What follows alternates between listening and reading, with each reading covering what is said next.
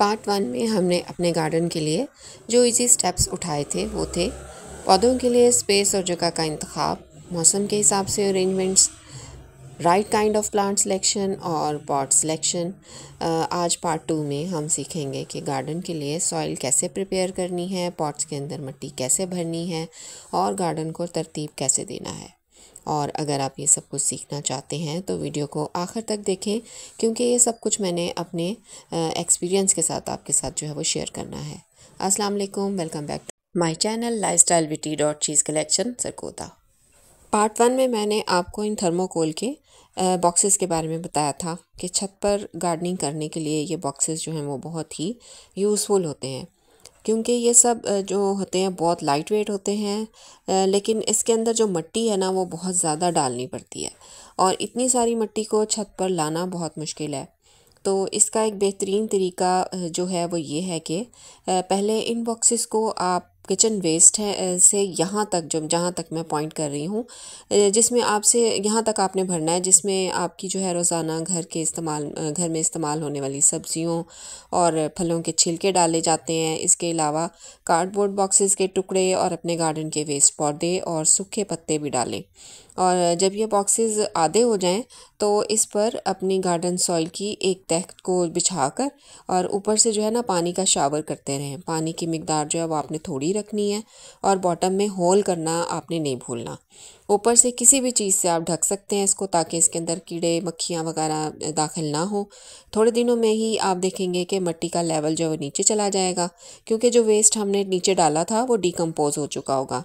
अब आप कोई सा भी जो है प्लांट इस पर जो है लगाएं, अपनी सीडलिंग इसमें ट्रांसप्लांट करें या सीड्स भी लगा सकते हैं। जब तक आपके पौधे की जड़ें नीचे तक पहुंचेंगी सारा वेस्ट जो है वो डिकम्पोज हो चुका होगा। मैंने अपने इन तमाम बॉक्सेस को इसी तरह से रीफ़िल किया है। इस तरह आपकी मिट्टी जो है लाइट वेट भी बनेगी और आपके प्लांट्स को खुराक भी मिलती रहेगी। इसी को हम कहते हैं ऑर्गेनिक गार्डनिंग। इस सारे प्रोसेस में आपको कुछ दिन लगेंगे, एकदम ये सब कुछ जो है वो करना जो है पॉसिबल नहीं होगा। इसमें टाइम लगता है, बहुत टाइम टेकिंग है ये, और कुछ थोड़ा सा सब्र भी करना पड़ता है। इसीलिए मैंने आपको बताया था कि step by step gardening he easy gardening होती है। अगर आप एक साथ ये सब कुछ करेंगे तो आपको भी मुश्किल होगी और पैसे भी आपके ज़ाया होंगे। तो एक बात मैंने आपके साथ एक और शेयर करनी थी कि मेरी एक सब्सक्राइबर ने मुझे कमेंट में बताया था कि पानी की कमी की वजह से उनकी जो है वो क्योंकि वो कराची में रहती हैं तो उनके जो सारे जो प्लांट्स हैं वो मर गए थे। तो अगर आप अपनी मिट्टी को इस तरह से प्रिपेयर करेंगे तो ऐसी जो ऑर्गेनिक सॉइल होती है इसमें वाटर होल्डिंग कैपेसिटी जो होती है ना बहुत ज़्यादा होती है। काफ़ी दिन तक आपकी मिट्टी जो है वो नम रहती है। और अगर आप मेरी जो पुरानी वीडियोस देखेंगे तो उसमें मैंने आपको ये भी सिखाया हुआ है कि गमलों की मिट्टी को सन एक्सपोजर जो है वो कम से कम देना है, और उसका तरीका उन वीडियोस में है। आप वो वीडियोस जो है मेरी ज़रूर देखें, आपकी बहुत हेल्प होगी उससे। और ऐसे इलाकों में जहाँ पानी की शॉर्टेज होती है उनको प्लांट्स ऐसे लगाने चाहिए जिनके अंदर पानी जो है वो स्टोर रहता है, जैसे जेड प्लांट और सक्लेंट्स की वैरायटी। तो आप ये देख सकते हैं, मैंने यहाँ पर आपके साथ शेयर किया था। ये लगी हुई है स्वीट पोटैटो वाइन, और ये जो है दरख्त ये ख़ुद ब खुद जो है वो उगा हुआ है मेरे इसके अंदर डब्बे में। इस तरह से ख़ुद ब खुद अगर कोई चीज़ उग जाती है तो मैं उसको निकालती नहीं हूँ और ये एक दरख्त सा बन जाता है। बाहर काफ़ी सारे लगे हुए हैं हमारे। अच्छा, एक आइडिया मैं आपके साथ ये भी शेयर करने लगी हूँ, ये मैंने अपनी पिछली वीडियोज़ में भी आपको बताया हुआ है। ये मेरी वॉशिंग मशीन है, इसके अंदर मैं कंपोस्टिंग करती हूँ। कोई सा भी आप जो है ना ले सकते हैं चीज़ अपने घर की वेस्ट आप जिसमें कंपोस्ट बना सकें।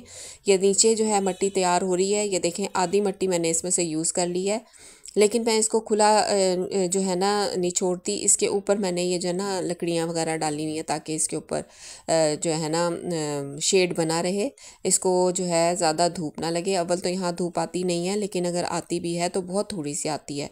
तो इस तरह से आप कंपोस्टिंग कर सकते हैं। इसके नीचे जो पाइप है उसके नीचे ये लगा हुआ होता है जो मशीन में, तो उससे जो है ना पानी जो है निकलता रहता है नीचे से, वो भी मैं यूज़ करती हूँ।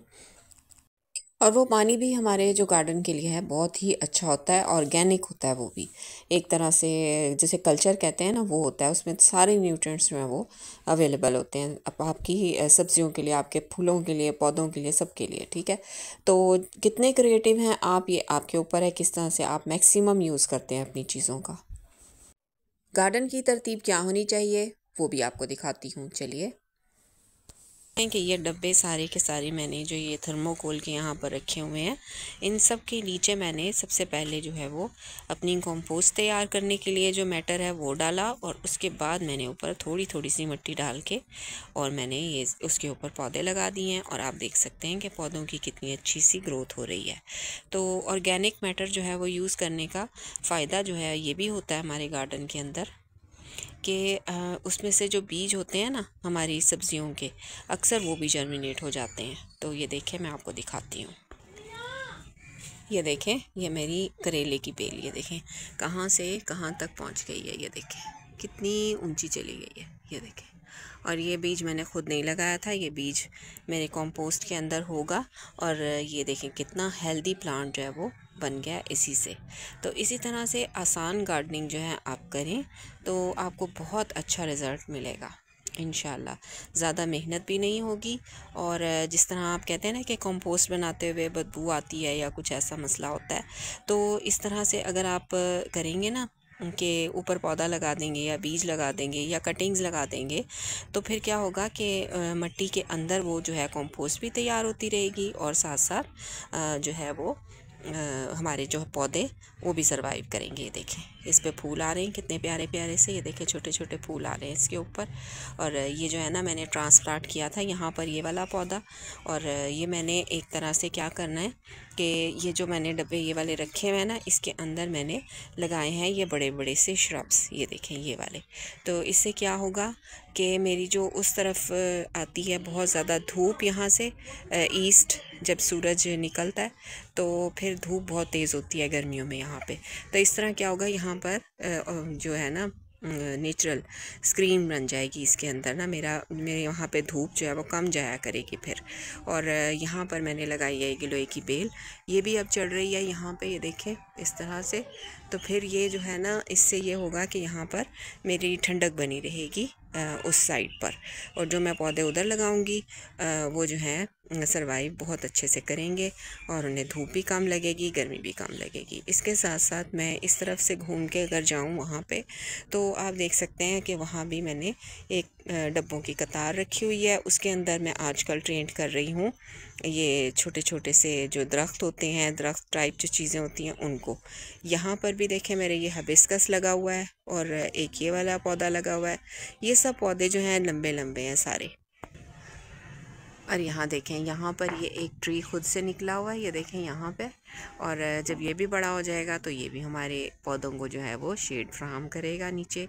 ये देखें, ये भी डब्बों में लगा हुआ है, ये भी खुद से उगा हुआ है, एक ट्री है मेरे गार्डन के अंदर। ये देखें, ये सामने देखें, सामने से एक पूरा जो है वो सामने वो है ग्राउंड, जहाँ से पत्ते और बीज वगैरह उड़ उड़ के यहाँ पर मेरे गार्डन में आ जाते हैं, और ख़ुद ब खुद जो है वो उगना शुरू कर देते हैं। ये देखें, इसी तरह ये बना हुआ है दरख्त इस तरह से। और बस अब मैं यहाँ पर जो है इनको इसलिए मैंने ये लंबे लंबे दरख्त अपने इधर लगाए हैं, ताकि यहाँ पर जो स्पेस है जो अंदर मैं पौधे रखूँ तो उनको जो है ठंडक मिलती रहे, और बहुत अच्छा सा यहाँ पर जो है व्यू आता है। ये देखें कितना अच्छा सा व्यू आता है यहाँ। बस इस तरह से आपने तरतीब देना है अपने गार्डन को, और इस तरह से पौधे रखने से ये होता है कि पानी की जो होती है कमी भी नहीं होती। और जिन लोगों को पानी की कमी का सामना है, यानी मतलब जहाँ पर पानी की शॉर्टेज होती है जिन इलाकों में, तो उनको चाहिए कि अपने पौधों को करीब करीब रखें और ऑर्गेनिक मिट्टी बनाएं, और ऐसे पौधे चूज़ करें जिनकी पानी की रिक्वायरमेंट जो है वो कम है। तो ये देखिए, ये मेरा एक इसका पौधा था फाइकस का। गर्मियों में इसके पत्ते इस तरह से जल गए थे, लेकिन अब बरसात में आप देख सकते हैं कि कितनी प्यारी इसकी ग्रोथ हो रही है। और सबसे पहले मैं आपको ये भी बताती चलूँ कि अगर आपके पौधे गर्मियों में इस तरह से ख़राब हो रहे हैं तो आप उनको निकाल के फेंकिए नहीं, आप उनका इंतज़ार कीजिए। जैसे ही मौसम ठीक होगा तो होता है इस तरह भी होता है कि वो जो नीचे जड़ होती है वो बिल्कुल ठीक होती है, ऊपर से पौधा ख़राब हो जाता है। तो उनको निकाल के मत फेंकिए, थोड़ा सा उनका वेट कर लीजिए। मौसम ठीक होने पे भी अगर वो ठीक ना हो तो आप उनको निकाल कर जो है वो फेंक सकते हैं। इसके अलावा जोड़ जोड़ के पौधों को लगाएं ताकि आपका जो गार्डन है वो फुल लगे और लगे कि आपने बहुत सारे पौधे लगाए हुए हैं। और कंपेनियनशिप में पौधे लगाइए, यानी इकट्ठे इकट्ठे पौधे लगाएं। जिस तरह हमें कंपेनियन की ज़रूरत होती है, इसी तरह ही पौधों को भी ये ज़रूरत होती है इनकी कि इकट्ठे इकट्ठे पौधे लगाएं, ताकि इनको भी बोरिंग ये फील बिल्कुल ना करें, क्योंकि ये भी जानदार हैं, इनको भी सारी समझ आती है कि ये बीमार भी होते हैं और ये खुश भी होते हैं। तो चलिए जी, ये थी आज की वीडियो। और एक और बातें याद आती जा रही हैं। मैं आपको दिखाऊं, ये देखें, ये जेड प्लांट है जिसका मैं ज़िक्र कर रही थी। इसके पत्ते जो होते हैं, इसके अंदर पानी स्टोर होता है, तो जहाँ पर पानी की शॉर्टेज है उनको चाहिए कि वो ये वाला पौधा ज़रूर लगाएं। ये छोटे छोटे पॉट्स में भी लग जाता है आराम से। और इसके साथ ये कि सक्यूलेंट वाला पौधा है, ये भी बहुत अच्छा होता है। ये मेरे गार्डन के अंदर बहुत ज़्यादा लगा हुआ है और बहुत अच्छे से गर्मियों में भी ग्रोथ करता है। मैंने एक वीडियो बनाई थी हमारे बावफ़ा पौधे, आप वो ज़रूर देखिए, जिसके अंदर गर्मियों में सर्वाइव करने वाले पौधे मैंने उसके अंदर दिखाए थे। तो चलें जी, ये थी आज की वीडियो। उम्मीद करती हूँ आपको पसंद आई होगी। पसंद आई है तो लाइक, शेयर और कमेंट्स कीजिए और मेरे चैनल को कीजिए सब्सक्राइब। ओके जी, अल्लाह हाफिज़।